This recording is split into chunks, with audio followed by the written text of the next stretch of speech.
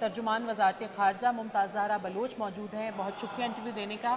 یہ بتائیے گا کہ حالیہ دنوں یو کے پارلیمنٹیرینز کی جانب سے سابق وزیر اعظم عمران خان کو ریلیز کرنے کی کال دی گئی ہے، اور ساتھ یہ بھی کہا گیا ہے کہ یو این رپورٹ جو ہے پاکستان میں جمہوریت سے متعلق جو ہے یو این رپورٹ کا نوٹس لیا جائے، اور جو انکارسریشن ہے ان کی عمران خان کی اس پر بھی بات کی گئی ہے، کال دی گئی ہے. اس پر آپ کیا کہیں گے؟ دیکھیں، ہم نے پہلے بھی اس طرح کی اسٹیٹمنٹ دی ہے.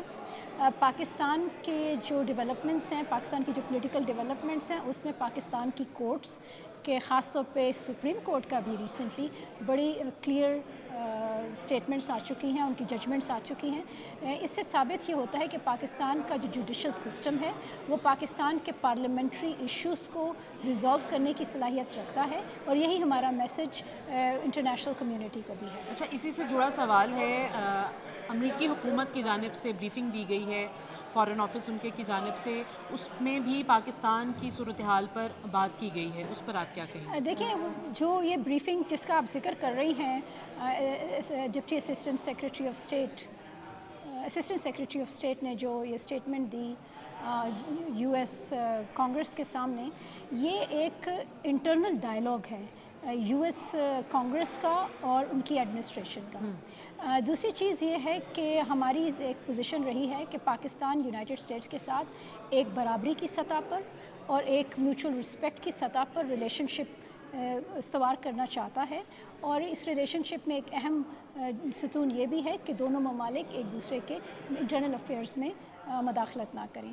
اور ہم سمجھتے ہیں کہ جو پارلیمنٹس ہوتی ہیں وہ ان کو کنٹریبیوٹ کرنا چاہیے دونوں ممالک کی ریلیشن شپ کو آگے بڑھانے میں.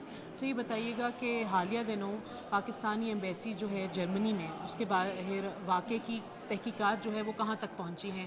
کیا کوئی پاکستانی اس جو رپورٹس کے مطابق کہ اس واقعے میں پاکستانی ملوث تھے، ان کی آپ تصدیق کرتی ہیں؟